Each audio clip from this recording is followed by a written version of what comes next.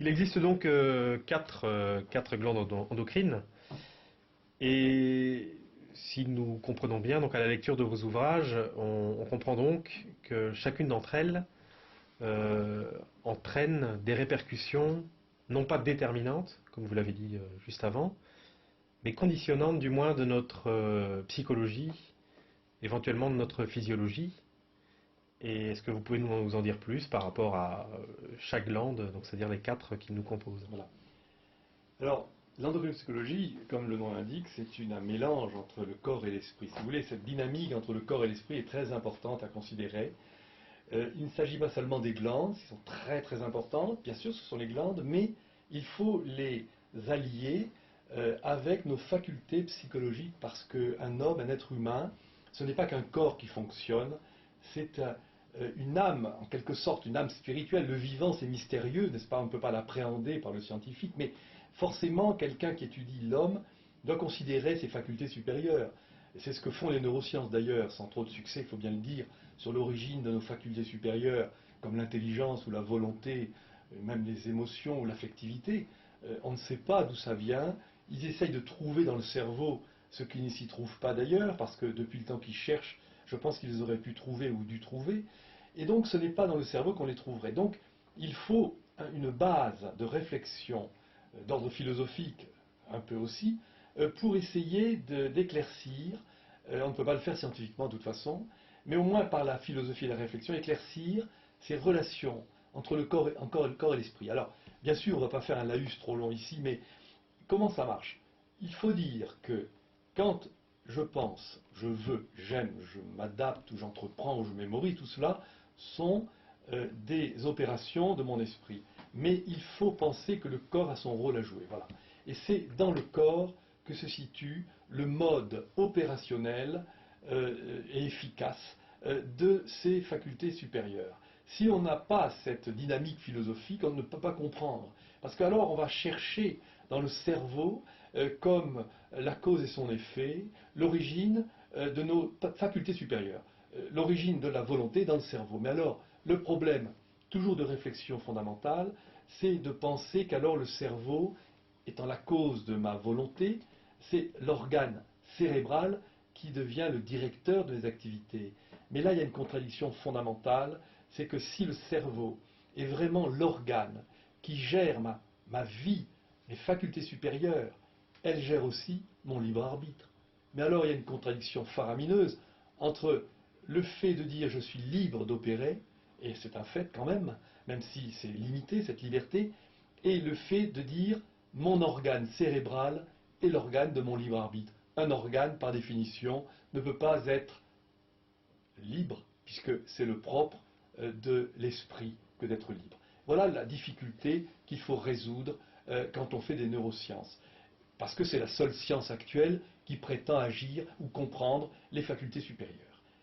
Alors, si je continue un petit peu, je dirais que ces organes, le corps en tout cas, a des organes, mais dans le corps, ce n'est pas le foie, ni le cœur, ni le pancréas qui sont ces fameux opérateurs de mes facultés supérieures, ce sont mes glandes endocrines, justement, qui sont en quelque sorte, d'aucuns l'ont dit, le moyen terme entre le corps et l'esprit. Les glandes endocrines sont des organes assez extraordinaires, par leurs hormones, qui sécrètent des substances infiniment en taux faible dans le sang, et qui pourtant sont capables d'agir de façon infinitésimale et très puissamment sur nos efficiences physiques, physiologiques et aussi intellectuelles. Donc, quand j'opère, finalement, quand je veux, ou j'aime, ou je pense, enfin, quand je m'adapte dans la vie, j'utilise mes glandes endocrines. Voilà. Et c'est pour ça que l'endocrinopsychologie est quelque chose d'avenir, parce que c'est la meilleure façon de comprendre et de connaître comment je peux aimer, penser, vouloir, entreprendre, mémoriser. C'est par le biais glandulaire que je vais y arriver, parce que, n'étant de science que de ce qui est matériel et mesurable, je ne peux pas faire une science de l'esprit, c'est impossible. Comme l'homme est fait d'esprit et de corps, si je veux étudier scientifiquement l'être humain, je ne peux le faire que par les glandes endocrines. Je ne pourrai pas le faire de l'esprit, certes, mais par les glandes endocrines, je vais pouvoir c'est ce qui se fait de plus en plus en endocrinopsycho maintenant, comprendre de mieux en mieux comment un acte que je pose, vouloir par exemple, ne peut pas s'opérer, cet acte vouloir, je ne peux pas le rendre efficient sans la connaissance des mécanismes glandulaires qui sont derrière et sous-jacents.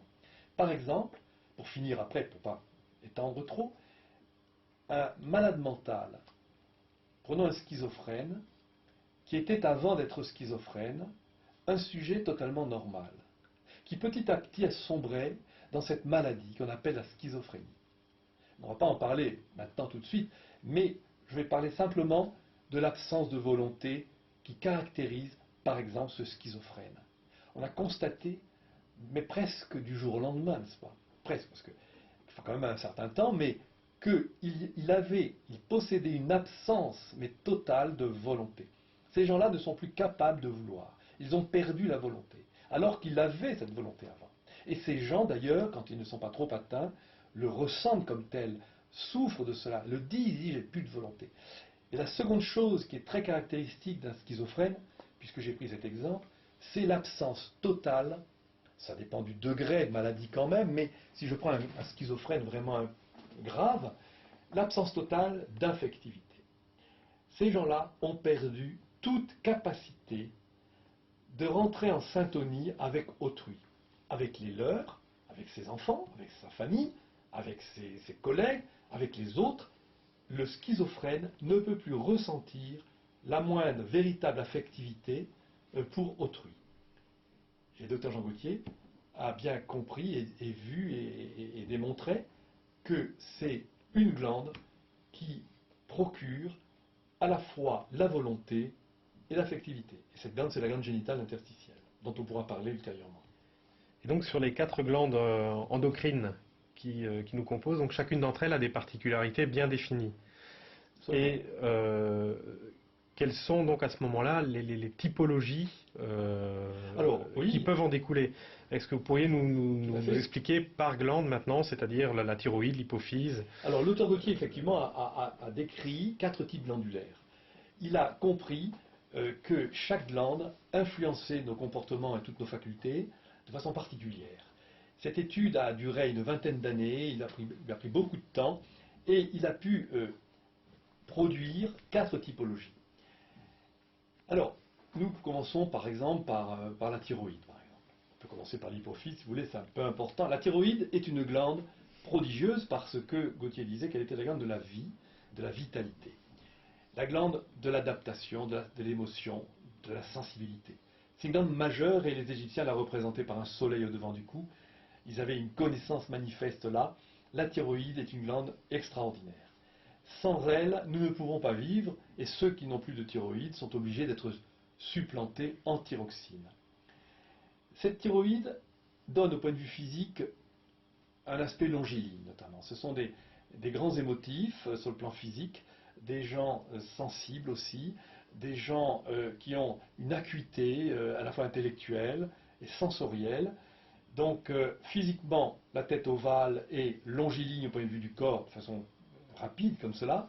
Sur le plan intellectuel, vivacité, c'est très schématique bien entendu ces typologies, ce sont des schémas théoriques puisqu'il n'existe pas dans la nature des gens qui correspondent parfaitement à ces typologies puisque Gauthier décrit quelqu'un qui ne posséderait qu'une seule glande.